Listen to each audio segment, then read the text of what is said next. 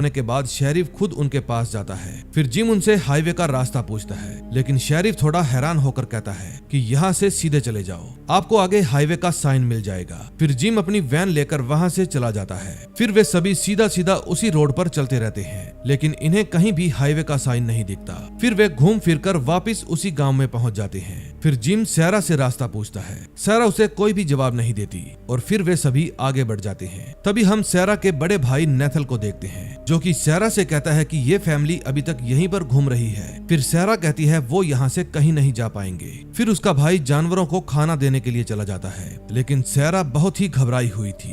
तभी वैन के अंदर तबीता जिम से कहती है कि शायद हमने कोई टर्न मिस कर दिया है, लेकिन जिम उसकी बात से सहमत नहीं होता। फिर तबीता कहती है कि आप गाड़ी धीरे चलाओ, कहीं फिर से टर्न मिस ना हो जाए। लेकिन जिम इस बात पर गुस्सा हो जाता है, क्योंकि गाड़ी ऑलरेडी 20 किलोमीटर प्रति घंटा की रफ्तार से चल रही थी और ये लोग फिर से वापस उसी गांव में आ जाते हैं। इस बार इन्हें कुछ गड़बड़ लगती है और ये सभी वापस यू टर्न ले लेते हैं। तभी शेरिफ डैनी से कहता है कि जाकर रोड पर कांटे बिछा दो, बहुत हो गया घूमना फिरना। लेकिन तभी सामने से एक गाड़ी आ जाती है, जिसके कारण उनका एक्सीडेंट हो जाता है और इनकी वैन पलट जाती है। वैन पलट जाने के कारण ये सभी बाल बाल बचते हैं, लेकिन इनका बेटा काफी जख्मी हो जाता है, क्योंकि उसके पाँव में एक मेटल की रॉड घुस गई थी। इनका जिस कार के साथ एक्सीडेंट हुआ था, उस कार में से रॉबिन नाम का एक आदमी बाहर आता है। रॉबिन के सर पर भी चोट लगी हुई थी और वो जख्मी हालत में ही शहर की तरफ जाने लगता है। उस समय शेरिफ और डैनी रोड पर कांटे बिछा रहे थे कि तभी वो घायल आदमी उनके पास आ जाता है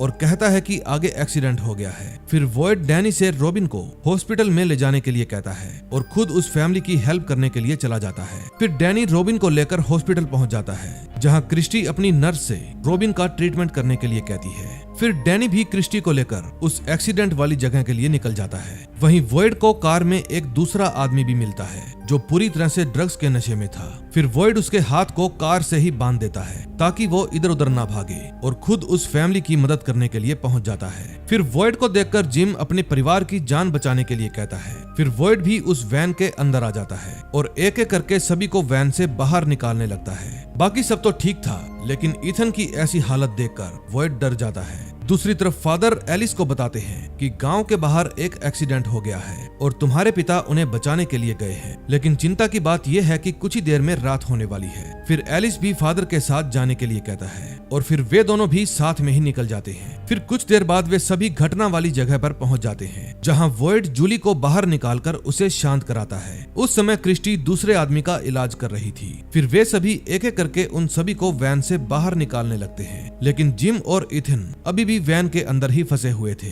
फिर क्रिस्टी वॉयड से कहती है कि हमें इथन को बाहर निकालने में टाइम लगेगा और तब तक रात हो जाएगी। फिर वॉयड कहता है कि हम उस ताबीज को वैन में ही रखेंगे, जिससे वो मॉन्स्टर वैन से दूर रहेंगे और उस बच्चे की जान बच जाएगी। इसके बाद क्रिस्टी वैन के अंदर चली जाती है और जिम को बाहर जाने के लिए कहती है। इसके बाद जिम वैन से बाहर आ जाता है और तबीता को संभालता है। फिर वॉयड जिम को कहता है कि यहाँ रात होने वाली है। फिर वॉयड जिम को समझाता है कि इन सभी को यहाँ से जाना होगा, क्योंकि रात होने वाली है और जंगल इन सब की जान ले लेगा। मैं इन सब की मौत नहीं देखना चाहता। अब वॉयड के मुंह से ऐसी बात सुनने के बाद जिम कंफ्यूज हो जाता है। दूसरी तरफ सारा रॉबिन के पास आती है। रॉबिन एक्सीडेंट की वजह से बहुत ज्यादा घबराया हुआ था। फिर सारा उसे शांत कराती है और एक किस भी करती है। वो कहती है कि इस सब में तुम्हारी कोई भी गलती नहीं थी। फिर वो रॉबिन के गले में एक चाकू मार देती है और उसकी जान ले लेती है। दूसरी तरफ वॉयड एलिस को वहाँ से जाने के लिए कहता है, लेकिन एलिस अपने पिता के फैसले को नहीं मानता। वहीं तबीता और जिम भी एक दूसरे को अकेला नहीं छोड़ना चाहते थे,